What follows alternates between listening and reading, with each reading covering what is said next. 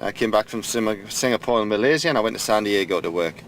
I worked there I think it's about 5 years in San Diego, and then I came to Vegas and opened a local casino here. And ever since then, I've stayed in Vegas. And I like Vegas. I mean, Vegas is a nice place, and it's fun. And there's a lot of action, and it keeps you going. When you're a chef, you work very long hours, and sometimes they're very awkward, them hours. Sometimes you can start at 7 in the morning and not leave till 11 at night. If you don't like unsocial hours, then I would never take the job. It's a hard job, a lot of pressure. I mean, you're ordering for all different restaurants, employees, everything. So you've got to have a temper sometimes to be able to control your staff and to, you know, put them in their place. Then the other times I think it's more fun to be with your staff. I mean, you know, every morning I go and talk to my staff and I work with my staff, and we tell stories of what happened in different hotels, which is quite funny. And Jube will tell a story what happened to him and Rodney, and then our crazy Marnie comes in, and then we got Carlos, and we all have these different stories that we tell each other, and sometimes they're so funny. And sometimes we wind each other up a little bit as well. Once we used to put bets on for soccer. It's telling you don't bet anymore, wait, because whatever you bet today, you're going to lose that tomorrow. What I gotta do, just pick 2 each leg. Yeah. 2 England, 2 Italian, and 2 Spain. I tried that and it still didn't work. It still didn't work. Can I have 3 nights, 2 nights? Is this our ticket or your ticket? Yeah, that's our ticket. Oh, good. Tube's usually good, huh? Here, look. I got Steelers, Give me. Tampa Bay, Give me one. and Chiefs. On the bottom. Steelers, Colts, Tampa Bay, Chiefs, 49ers. No? Hey, they got 10 tickets. 4 tickets, man. So it's all the room chefs.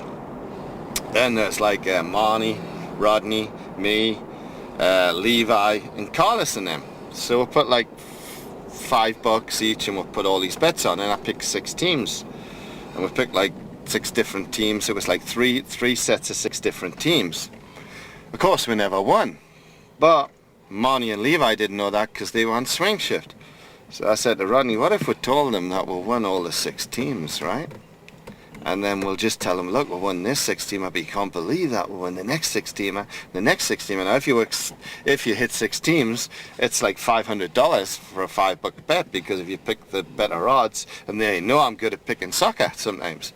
So we do that. So Marnie comes in, and Levi later on, and me, Rodney, and Jube, and all the rest of the guys were in the office. And I said, come on, I've got the scores here, let's check the soccer off. So we're sitting there, you know, and we're checking the soccer off, and of course, you know, we'll go through the first 6 teams, and I said, God, we just won 6 teamer. And Marnie's going like this with his hair, and Levi's like this, you know, because, I mean, a lot of money to them, and me even. So then I marked the other one, and I said, you're not going to believe this. They said, what? I said, we've hit another 6 teamer. So it worked out there was like $3,000 we thought we had won, right? Marnie's like this, Levi's like this, doing this. Are you sure? Check it again, right? And Marnie's going, oh, get in it. Oh, God, that's like $500-600 a piece. Wow, like this, you know? So I let them go for a little while, maybe half an hour. They're all jumping around the kitchen, like, hey, we won. And Marnie's telling everyone we won. And then I let like half an hour pass. And then like 3/4 of an hour passed. Then I put them all in the office and I told them we didn't win. And they weren't happy at all. Marnie's face dropped. Right? Levi was thinking of buying something with the money. Right? And they weren't very happy with me for the rest of the day. Right? So that was sort of jokes we play. And sometimes I play like real weird jokes on each other and different guys in the kitchen. Are you alright, Jose? You sure? Yeah? You're looking a bit tired over there. Stop calling me, huh? He just called me for a fruit tray. Okay. Stop doing whatever you were doing. Huh? Yeah. They're okay. Okay. Diane, keep calling, Hold on. Jube, it's you! It's the buffet! And that's the fun of it, you know. And I think if you have that sort of fun, there was once in England, this guy played a joke on me. I used to have this beautiful Capri, right, and it was my favourite car, right, and I dropped the keys in the fridge, so my best friend picked the keys up and drove my car around the corner of the other hotel and hid it. So when I finished work, I went to look for my car and it wasn't there, right, and I was so upset because they dropped the keys back in the fridge and said, look, Divya, they're your keys, and I picked them up. So I thought somebody stole my car. So I was so upset and everything. So the receiving guy can never keep a secret, you see. So I pulled him in the office and I started talking to him and he started laughing. So he told me that I'd played a joke. So I said, okay, I'm going to play a joke on them. So I took the car and I hid it somewhere else. Right? So then the security, I got with security and said, let's tell them the police are coming, they're going to interview everyone because they can't find me car, right? Blah, blah, blah. So it was Nicky Tulip, who was my best friend, and Gunther, who was a German chef who was my best friend as well, who had hid the car. So security came down and told them, you know, that the police are coming, would like to interview everyone and everything. Now these two guys, of course, now they're shitting themselves, right? Because first of all, the police are there, and they're thinking that, well, what happens, you know? So they tell me, well, chef, we hid your car, but we never thought, you know, someone else was going to steal it, right? So I told them, well, that's your problem now, not mine. When the police come and everything, they're going to have your fingerprints if they find the car. That's your stupid fault. So now they're really panicking, right? So at the end, we'll let them go for another hour, right? And then we'll tell them the truth, right?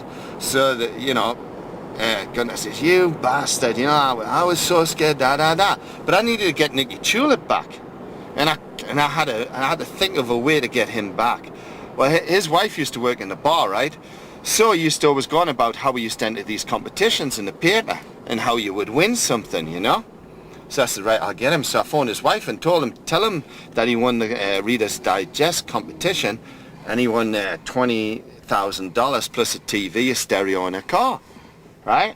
Because when we played soccer in the mornings when we're off, he used to always talk about that when we're going in the showers or getting changed, how he's going to win one day. So I said, I'll get him back. Right? So his wife rings up. So he comes smiling in the kitchen, laughing his head off. Ha! Ha! Like this, guys, I told you, didn't I? I've just won £20,000, which is like $30,000, a car, a stereo. I've got to go to a champagne party to the Evening Chronicle, which is the local paper. So he's going around doing all this, you know, and telling everyone. He told all the management in the front of the house and everything. So I says, well, Nick, you know, you should buy everyone a beer, you know, at the end of the night, and buy everyone a drink. That's a good idea. So he bought the whole kitchen a drink. He bought the whole front of the house of a drink. All the managers, everything, right? Then his wife came in, right? And he says, isn't it great winning? She says, yeah. He says, I bought everyone a drink in the whole hotel. He says, because, you know, this is so good. And her face dropped because he spent quite a bit of money, right? And I said to him, Nick, remember the trick you played on with me with the car? He says, yeah. He says, I said, well, you've just been played one. He says, what do you mean? I said, you didn't win nothing. I phoned your wife and I told your wife to tell you. He ran in the kitchen after me. He was going to kill us. He said, I bought everyone a drink and everything. I looked such an idiot. I told the managers and everything. And I said, well, that's your fault. Don't ever play a trick on me again, eh? So that's the sort of tricks. I know that was a bit long and everything, but that's the sort of tricks we play. And let me check with Harry to see if he's ordered all the food. Is Harry around? Hey Harry, it's me.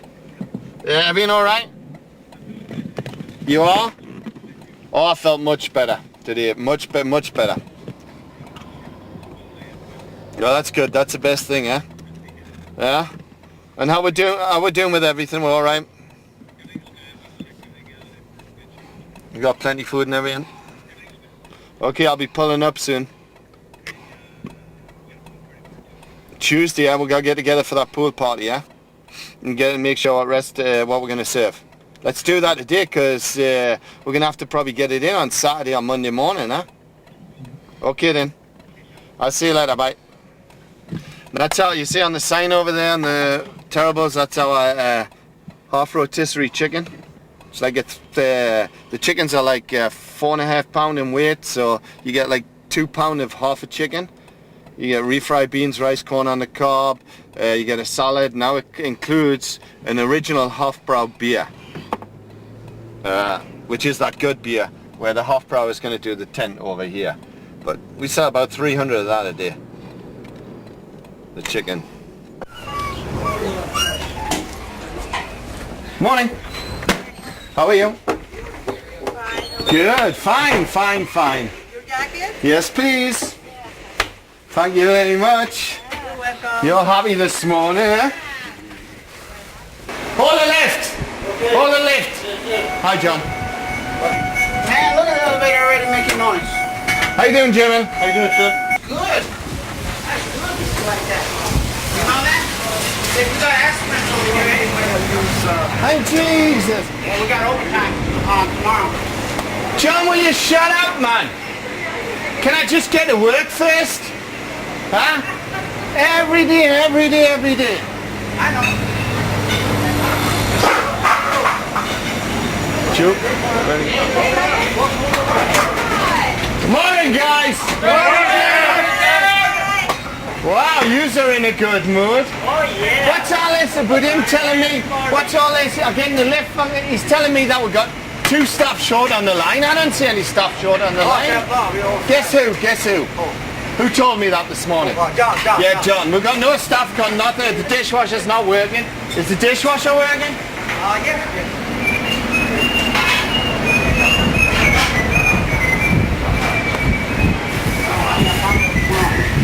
So we're gonna make a deal with. Hey! It's working. It's leaking on the other Well, I side. know, but it's still working. We can get it fixed by maintenance. It'll take 2 minutes to fix it. Yeah, right. Why do you do this every morning? Every Monday morning this happens.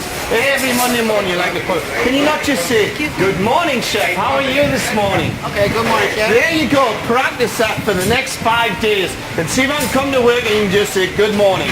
Then you can tell me all the problems later. I'm standing right outside of the world-famous Terrible's Bougainvillea Café. Can't you smell the excitement cooking? So if you can stand the heat, come into David Tweddle's kitchen. This is life behind the swing doors. Joe, I go in the lift, right? Dishwasher's not working. You're too short on the line. I've got 3 dishwashers up. I'm going to pay overtime. I haven't even got upstairs now a cup of coffee yet. Okay, my name is John Anderson. I work at Terrible's Hotel Casino, Las Vegas, Nevada. I'm the executive steward. And then he puts me in a bad mood for the rest of the day. Already? Yeah. Jesus. Well, I do everything for this hotel. I opened this hotel 3 years ago. I purchased, I helped purchase the equipment and everything, help the chef purchase everything for him, for his kitchen and everything. Also, I'm in charge of purchasing all the paper products for the hotel. Okay, but I'm settled now. I'm okay, guys. I'm all right now. You know, I think he does that deliberately every morning. We got 4 more parties coming up, and I'll be ordering stuff for that party for the hotel.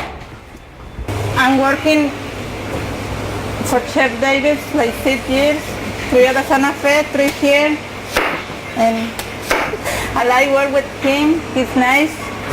I make like 15 trays in one day. It's like 10 o'clock cases the first every day. And that's all.